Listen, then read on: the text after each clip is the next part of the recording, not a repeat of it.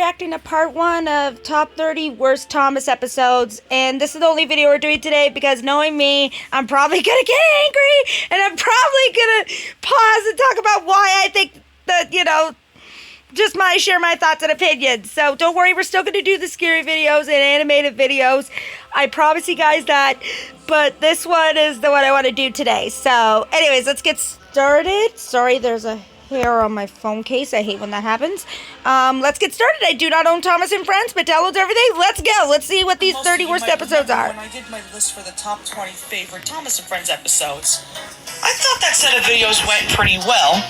But now with the monstrous reboot coming out and season 24 finally being a thing in the past, I thought now was the perfect time to make... Okay, the only reason I like that new reboot is because of the autistic break fan, okay? So, if you don't like it, you know what? You don't have to watch it. Make a list and see which episodes are truly the worst of the series. In fact, there were so many to choose from. Instead of being a top 20, I now had to make it into a much longer list. With that being said, there's one little thing I do need to point out with this two-parter. Episodes from series 1 to 6 and 13 to 16 will not be counted. Because truthfully, I do not believe that there are any bad episodes in the classical series. And given that the Nitrogen era is pretty bad as a whole, it has a very... Okay, I have to disagree on that one. I love the CGI series. What's wrong with you? very unfair advantage compared to the rest. Really? However, episodes that are in 7 to 12 and 17 to 24 will be counted. Mind you, these are all my picks. These are all based off of my opinion and nobody else's. I hope you guys are ready for some random... Okay, I'm just skipping the intro because I don't want to get in trouble for copyright Thomas makes a mistake. Oh boy, what can I say about this? I'm already not liking it! I'm already not liking it! This one was a good one! Then it's a plot line we've seen again and again and again. I'm sorry! So many times. Thomas makes a mistake in almost every episode he's in. So, why make an episode that already has him making constant mistakes and trying to avoid getting into trouble? And even when the Indian engines try to help Thomas by telling him he needs to own up, he still does whatever the hell he has to do to avoid the problem entirely, thus getting him in more trouble. I think we've all pretty much lost count at how many times Thomas has made a mistake throughout the series. That's... I would say it's at least well... I will have to say that is true, but come on! Why? over 100, maybe even more. This was just a completely stupid idea that didn't really need to exist. Hey! I like that episode! Emily's Adventure. No! No! I have to draw the line on this one! No! No! Emily's characterization throughout the new series bugs the hell out of me. She had these insufferable moments where she felt the need to be a massive bitch to everyone. Okay, I'm sorry. Anything that involves Emily, if you talk badly about her, you're gonna have one pissed off lady because I'm a huge Emily fan, so you know what? Why write her this way? She was perfectly fine when she was introduced in season 7. No, that's true. Bossiness, lack of patience, and how rude she is to everyone. These are the key things that are very irritating to sit through. Later on in future episodes, it clearly shows that she didn't learn a thing. Plus, how was this exactly an adventure? This was anything but. If this was the writer's way of saying it's her little adventure into asking someone nicely for help, well, that's kind of dumb if you ask me. Again, this is just one of the many episodes that made me really dislike Emily. She does have a few hidden gems here and there, but most, like this one, are exactly why I don't care for her. I love her, no matter what. Number 28. Uh-oh. Forever and Ever. No! Robin's betrayal in this can basically be summed up in 3 simple words. Okay, wait, let me hear the reasons. Disgraceful. Disgusting. Despicable! For a big engine, he certainly isn't acting very maturely about this whole thing. No, he's not. So Edward and Henry are leaving Tidmouth. Big deal! How many times have they not been there before? You know, thinking about it, I could totally understand that, but I could, like, in my opinion, I could see why the writers would want to make Gordon act out. Like, when has he not acted out? All of a sudden you're gonna make a huge deal about it? Grow up, Gordon, my God! I will admit he should have grown up. I guess the only positive thing I can really give this episode was that it kind of was a middle finger to the adult fans, which, to an extent, I think is kind of funny, but even so, that's not even enough to save it. Not to mention one specific part, I felt like I was on a goddamn acid trip. Only a clown would get a kick out of this. Well, then I'm a clown. I'm Number a clown 27, then. Mighty Mac. Huh? Even as a kid, I never cared for Mighty Mac. Well, not me either. Sure, design-wise, he may look cool, but personality-wise, the both of them are idiotic. They can be. I I have cannot to agree on that. stand listening to them bicker throughout this whole episode. It's like I'm listening to a copy of Brunswick and Bayswater who were just as annoying. And you really mean to tell me that these two don't know how to work together by this point in their introduction? And you really don't know how to get to a simple little platform? You worked in the shunting yards for how long?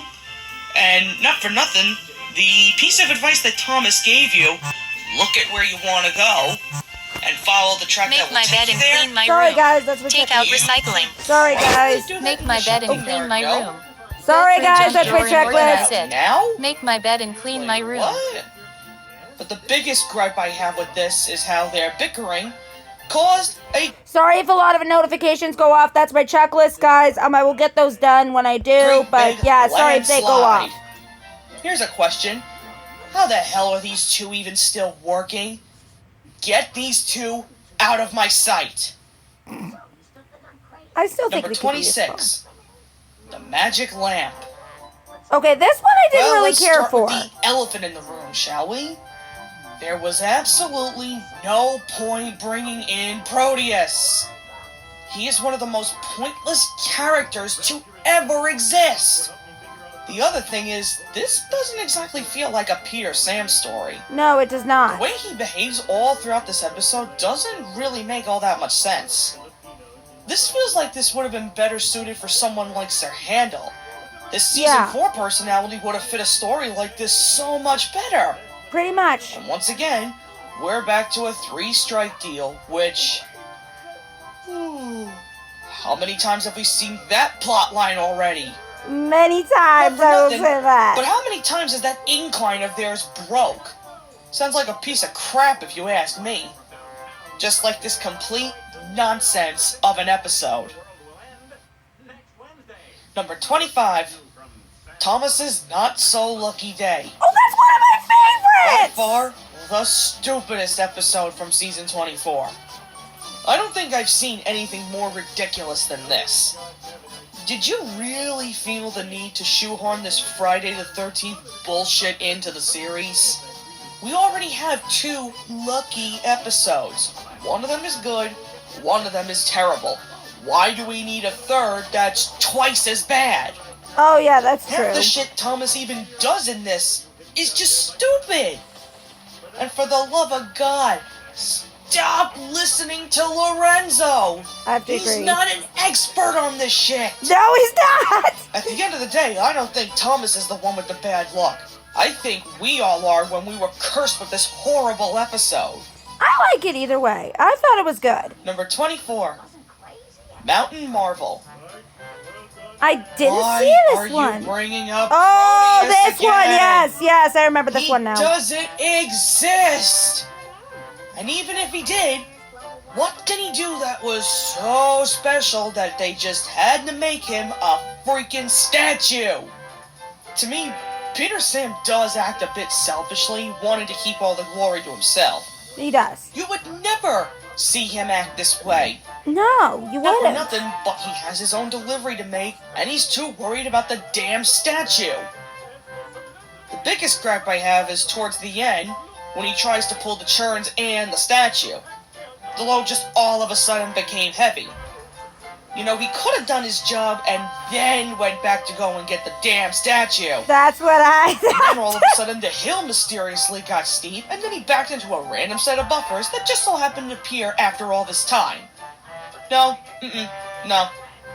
Let's just drop the whole Proteus nonsense, please. We all know he doesn't exist, right? Right? He could, you don't know. Number 23.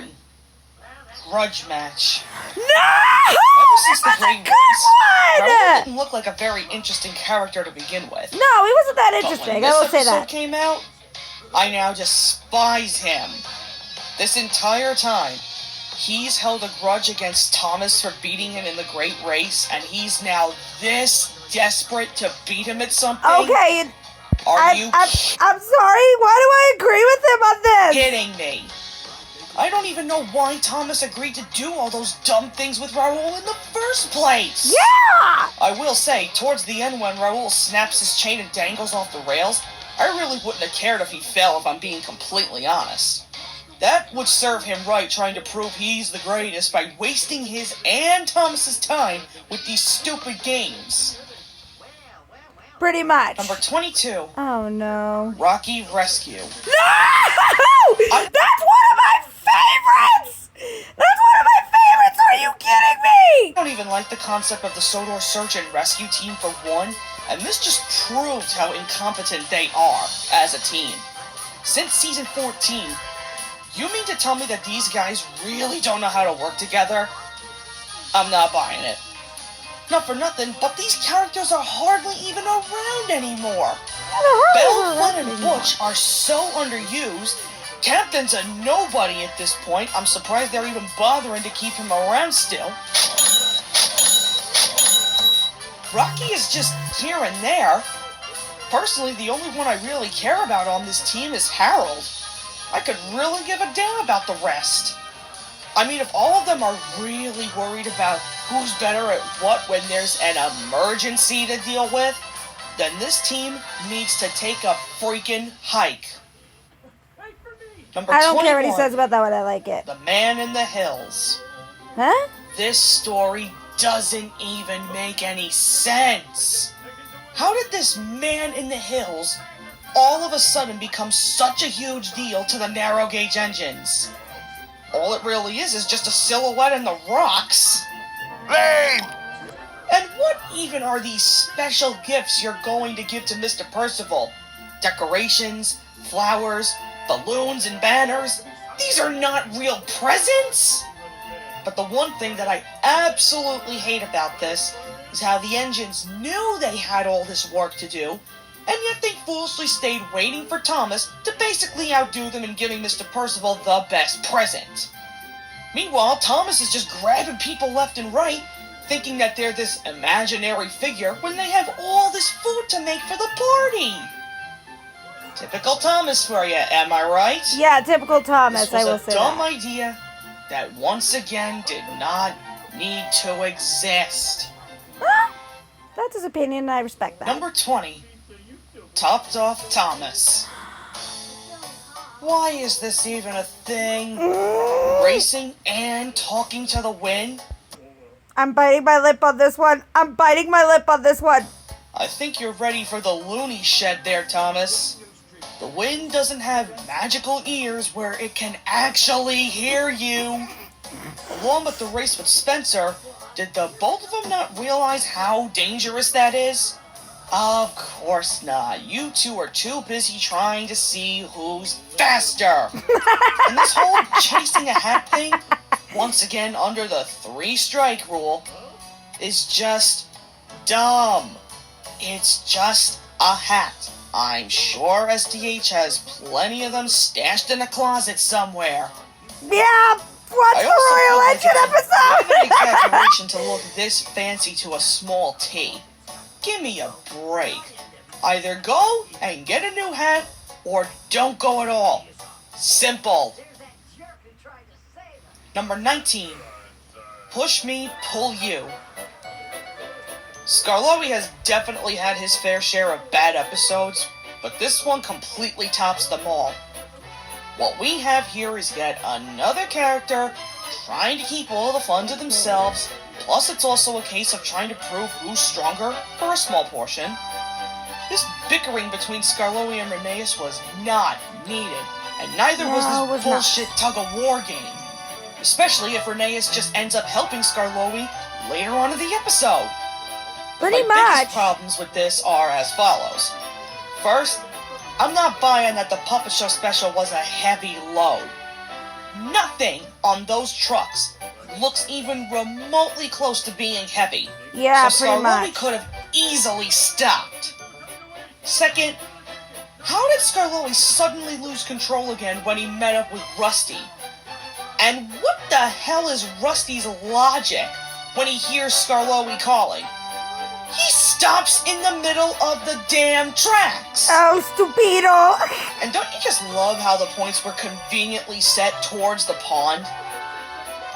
The writing and characterization for this episode was garbage.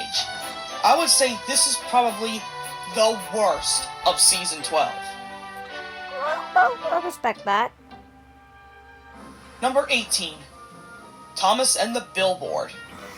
No! For Thomas to go through all of this trouble just to keep Diesel from the new photo is completely stupid on his part. And all because he thought it was done on purpose. What he should have done when he saw the first billboard, he could have, asked to take a new one and explain what happened? The loads that were even given out. Make my bed and clean Sorry, my guys. room. Sorry, Make my guys. bed and clean my room. And Go through junk decorations. drawer and organize it. Why Make do you my have bed to and go clean all my out room. for something that's not even that Take out exciting? recycling. It's just a freaking billboard. Die. Not for nothing, but why the hell is Diesel even here? I thought there was this big vendetta between the Diesels and Steamies. What, did that concept just get tossed out the window all of a sudden? If there was one word to describe this episode, it would definitely be awful. I liked it, in my opinion. Number 17. Emily's best friend. No! How? No! How dare you? No! Ugh, I can't even with this one. Looking for a best friend is apparently more important than doing your own work. That's logical. If anything, this episode reminds me of the Theodore Tugboat episode Best Friends, just altered a lot. Compared to Emily's best friend, the Theodore version is 1,000 times better. You know what? I'm sorry. I'm glad I'm only doing this video today. I'm glad I'm only doing this video today because this guy's don't piss me off. Why did she feel the need to have a best friend while doing her work? She never did before. Besides, all of the engines are friends, so... I can buy the whole best friend thing with Thomas and Percy, Me too. but Gordon and Rebecca, James and Nia, these guys are all of a sudden best friends? No, no, I'm not buying it! And I don't know about the rest of you, but that fantasy sequence was probably one of the weirdest ones ever. I mean, really. Selfies, throwing snowballs, and kiddie rides? Did they really just go down that path? Unbelievable. Number 16. Okay, I'll have to admit that was a little cheesy. Ding-a-ling. I'll admit that was a little cheesy and Emily's best friend, but I still loved it either way because it is Emily. So you know what, buddy? You know what, buddy? Appeared in Fearless Freddy? Although I'm still very unsure how he even got that name in the first place. But when this episode came along, my liking for him diminished drastically. Okay. Supposedly, Freddy is the oldest and wisest of the narrow gauge engines. Okay, well, if that's true, then you mean to say that he doesn't know what the hell a bicycle bell is, or even where to find one? Then he obviously isn't that wise according to the irritating 3-strike rule. And you're really that afraid to ask for help just because James told you off? I think Freddy's pride is what killed him here. Plus, in terms of voice, How did you go from this deep and gruff voice to this weirdly southern-sounding voice? Fearless Freddy is back. Of course I know where to find the bicycle bell. What exactly was the point of that? I have no If you're idea. gonna give these characters distinct voices, just stick with what you have. Bottom line, all I have to say about this episode is, once again, another dumb one. Is that it? Alright, well that's it for this video. We will do part 2 in the next video. I will see you all in the next video. Adios, everybody.